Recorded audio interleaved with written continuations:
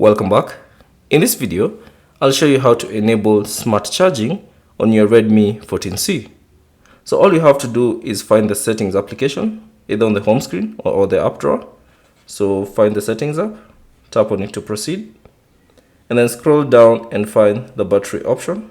Here it is, select it, and then within the battery settings, tap on battery protection. And then under battery protection, you should see the charging protection section. Now you should see the three options. There's the charge fully, and then there's the battery protection, and then there's smart charging. To enable smart charging, all you have to do is simply select it, and then you should see a brief description. If you want to extend the battery lifespan, the system will learn how you charge your phone, and it will stop charging when battery level reaches 80% in applicable situations.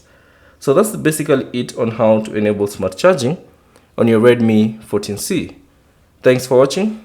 If you have any questions, leave them down in the comment section below.